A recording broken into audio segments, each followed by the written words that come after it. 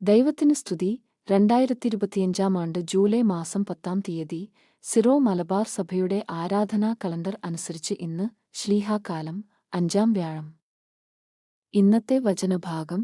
1 വായന വിശുദ്ധ പത്രോസ് എഴുതിയ 2 ലേഖനം, അധ്യായം 1, വാക്യങ്ങൾ 3 മുതൽ 9 വരെ. ക്രൈസ്തവൻ ഈശോയുടെ മഹത്വത്തിലേക്ക് വിളിക്കപ്പെട്ടിരിക്കുന്നു. തന്റെ മഹത്വത്തിലേക്കും ഔന്നത്യത്തിലേക്കും നമ്മെ വിളിച്ചവനെക്കുറിച്ചുള്ള പൂർണ്ണമായ അറിവിലൂടെ. നമ്മുടെ ജീവിതത്തിനും ഭക്തിക്കും ആവശ്യമായവയെല്ലാം അവന്റെ ദൈവികശക്തി നമുക്ക് പ്രദാനം ചെയ്തിരിക്കുന്നു. ദുരാശ മൂലം ലോകത്തിലുണ്ടാകുന്ന വിനാശത്തിൽ നിന്നു രക്ഷപ്പെട്ടു ദൈവിക സ്വഭാവത്തിൽ നിങ്ങൾ പങ്കുകാരാകുന്നതിന് തന്റെ മഹത്വവും ഔന്നത്യവും വഴി അവിടുന്ന് നിങ്ങൾക്ക് അമൂല്യവും ശ്രേഷ്ഠവുമായ വാഗ്ദാനങ്ങൾ നൽകിയിരിക്കുന്നു.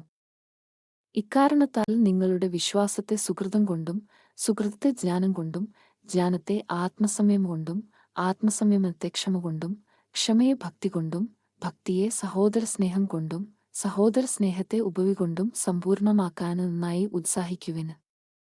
ഇവ നിങ്ങളിൽ ഉണ്ടായിരിക്കുകയും സമൃദ്ധമാവുകയും ചെയ്താൽ നിങ്ങൾ പ്രയോജനശൂന്യരും ഫലഹിതരുമാകാതിരിക്കാൻ നമ്മുടെ കർത്താവായ യേശുക്രിസ്തുവിനെക്കുറിച്ചുള്ള പൂർണ്ണമായ അറിവ് സഹായിക്കും.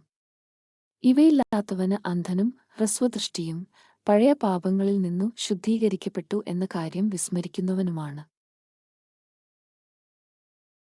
വിശുദ്ധ യോഹന്നാൻ അറിയിച്ച നമ്മുടെ കർത്താവീശോ മിശിഹായുടെ പരിശുദ്ധ സുവിശേഷം. അധ്യായം 6, വാക്യങ്ങൾ 60 മുതൽ 63 വരെ. ജീവൻ നൽകുന്ന ആത്മാവ്. ഇതു കേട്ട് അവന്റെ ശിഷ്യരിൽ പലരും പറഞ്ഞു, ഈ വചനം കഠിനമാണ്. ഇതു ശ്രവിക്കാൻ ആർക്കു കഴിയും? തന്റെ ശിഷ്യന്മാർ പിറുപിറുക്കുന്നു എന്നു മനസ്സിലാക്കി യേശു അവരോട് ചോദിച്ചു, ഇത് നിങ്ങൾക്ക് ഇടർച്ച വരുത്തുന്നുവോ?